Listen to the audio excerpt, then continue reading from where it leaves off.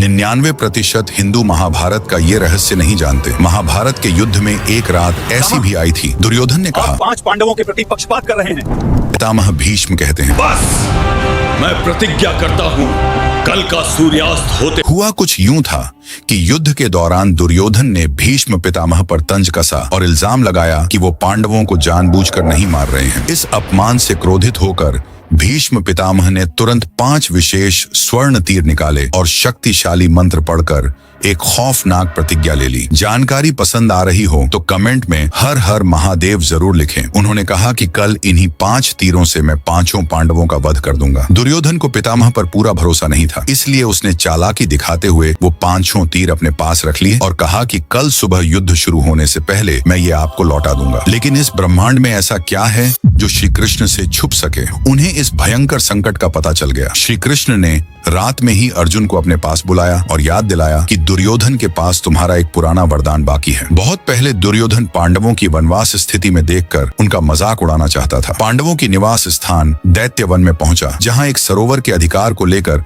उसका विवाद गंधर्व राज चित्रसेन से हो गया। दुर्योधन के अहंकार ने युद्ध की स्थिति पैदा कर दी, जिसमें गंधर्वों ने उसे पराजित कर बंदी बना लिया। तब युधिष्ठिर के कहने पर अर्जुन ने गंधर्वों से युद्ध कर दुर्योधन की जान बचाई थी और उसी के बदले दुर्योधन ने प्राण बचाने वाले को एक वरदान देने का वादा किया था। अर्जुन उसी रात दुर्योधन के तंबू में पहुंचे और उस पुराने वरदान के रूप में वो 5 मंत्रमुग्ध तीर मांग लिए। एक क्षत्रिय और राजकुमार होने के नाते दुर्योधन अपने वचन से पीछे नहीं हट सका और उसे भारी मन से वो तीर अर्जुन को सौंपने पड़े। इस तरह भीष्म की प्रतिज्ञा टूट गई और पांडवों की जान बच गई। जब भीष्म के पास वे दिव्य तीर नहीं थे और अर्जुन ने शिखंडी को आगे करके भीष्म पर तीरों की वर्षा की, तब अंततः पितामह तीरों की शैया पर लेटे। अगर श्री कृष्ण ने उस रात अर्जुन को सही समय पर नहीं भेजा होता तो अगले दिन महाभारत का इतिहास कुछ और ही होता। भगवान श्री कृष्ण की लीला ही ऐसी है, वो जिसे बचाना चाहे उसे दुनिया की कोई ताकत नहीं मिटा सकती।